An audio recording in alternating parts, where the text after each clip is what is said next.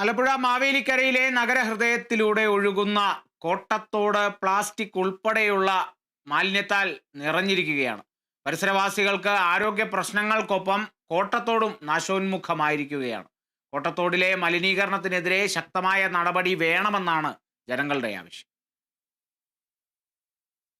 മാവേലിക്കരയിൽ നഗരമധ്യത്തിലൂടെ ഒഴുകുന്ന തോടായ കോട്ടത്തോടിന് ശ്വാസം മുട്ടുകയാണിപ്പോൾ. വൻതോതിൽ പ്ലാസ്റ്റിക് ഉൾപ്പെടെയുള്ള മാലിന്യം നിറഞ്ഞിരിക്കുകയാണ് തോട്ടിലിപ്പോൾ. കോട്ടത്തോടിന്റെ ഈ സ്ഥിതിക്ക് കാരണം കയ്യേറ്റക്കാരും തോട്ടിലേക്ക് മലിനജലം ഒഴുക്കിവിടുന്നവരുമാണെന്നാണ് ആരോപണം. തോട് മലിനമായതിൽ പ്രതിഷേധിച്ച് നിരവധി സമരപരമ്പരകൾ തന്നെ നടന്നിട്ടുണ്ട്. തോടിന്റെ അവകാശി നഗരസഭയാണെങ്കിലും തോടിന്റെ നീരൊഴുക്ക് തടസ്സപ്പെട്ടിട്ടുണ്ടോ എന്ന് പരിശോധിച്ച് ക്ലിയറൻസ് സർട്ടിഫിക്കറ്റ് നൽകേണ്ടത് ഇറിഗേഷൻ വിഭാഗമാണ്. രണ്ടു വിഭാഗത്തിന്റെയും കൂട്ട ഉത്തരവാദിത്തമുള്ള ഒരു പൊതു ഇടമാണ് കോട്ടത്തോട്. നഗരസഭയും മൈനർ ഇറിഗേഷൻ വിഭാഗവും തോട് സംരക്ഷിക്കേണ്ട ചുമതല പരസ്പരം പഴിചാരി കൈയൊഴിയുകയാണ്.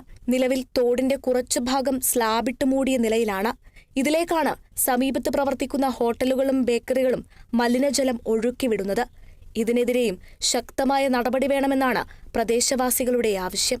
മീൻ വേസ്റ്റ്, കോഴി വേസ്റ്റ്, അതുപോലെ തന്നെ ആഹാര സാധനങ്ങൾ വരുന്നതിൻ്റെ വേസ്റ്റുകളെല്ലാം ഇവിടെ കൊണ്ടിടുകയും പല പ്രാവശ്യം ഞാൻ തന്നെ വലിച്ചുകൊണ്ട് മൂലയ്ക്ക് കൊണ്ടിടുകയും ചെയ്തിട്ടുണ്ട്. മുനിസിപ്പാലിറ്റിക്കാർ വിവരമായിരുന്നു. അപ്പം 2.5 കിലോമീറ്ററുള്ള ഈ തോട് ഒഴുകിയെത്തുന്നത് അച്ചൻകോവിൽ ആറ്റിലേക്കാണ്. കോട്ടത്തോട് അച്ചൻകോവിലാറ്റിലേക്ക് പതിക്കുന്നിടത്താണ് വലിയ തോതിലുള്ള മാലിന്യ കൂമ്പാരമുള്ളത്. ഇതിന് 10 മീറ്റർ മാറിയാണ് ജലവിഭവ വകുപ്പിന്റെ പമ്പ് ഹൌസ് സ്ഥിതി ചെയ്യുന്നത്. ഇവിടെ നിന്നുള്ള വെള്ളം ട്രീറ്റ്മെന്റ് പ്ലാന്റിലെത്തിച്ചാണ് മാവേലിക്കരയിൽ കുടിവെള്ള വിതരണം നടത്തുന്നത്. അച്ചൻകോവിലാറ്റിലെ ജലം പലതവണ പരിശോധനയ്ക്ക് എത്തിയപ്പോഴെല്ലാം ബാക്ടീരിയയുടെ അളവ് കൂടുതലാണെന്ന് റിപ്പോർട്ടിൽ പറഞ്ഞിരുന്നുവെന്ന് നഗരസഭാ കൗൺസിലർ അനി വർഗീസ് പറഞ്ഞു. വാട്ടർ അതോറിറ്റിയുടെ പമ്പ് ഹൗസിൽ ഇവിടെ നിന്നുള്ള ജലം തന്നെയാണ് പമ്പ് ചെയ്ത് തൊട്ടടുത്ത ട്രീറ്റ്മെന്റ് പ്ലാന്റിൽ എത്തിച്ച് കുടിവെള്ള വിതരണം നടത്തുന്നത്. വേണ്ട രീതിയിലുള്ള ട്രീറ്റ്മെന്റ് പോലും നടത്താതെ ശുദ്ധജലം എന്ന രീതിയിൽ കൊടുക്കുന്ന വെള്ളം കഴിഞ്ഞ കുറേ വർഷങ്ങളായിട്ട് ഇവിടുത്തെ ജനങ്ങള് ഈ മലിനജലം തന്നെ കുടിച്ചുകൊണ്ടിരിക്കും. ഇത് പലതരത്തിൽ പരിശോധിച്ചിട്ടുണ്ട്. പരിശോധനാ റിസൾട്ട് വരുമ്പോഴെല്ലാം അതിൽ ബാക്ടീരിയ അടങ്ങിയിട്ടുണ്ട് എന്ന് കൃത്യമായ റിപ്പോർട്ട് ലഭിക്കുന്നുണ്ട്. തോടിനു കുറുകെ കോൺക്രീറ്റ് ചെയ്ത സ്ഥലങ്ങൾ ഇപ്പോൾ സാമൂഹ്യ വിരുദ്ധരുടെ താവളമായി മാറി. മാലിന്യങ്ങളും ഭക്ഷണാവശിഷ്ടങ്ങളും മറ്റും ഇവിടങ്ങളിലാണ് നിക്ഷേപിക്കുന്നത്.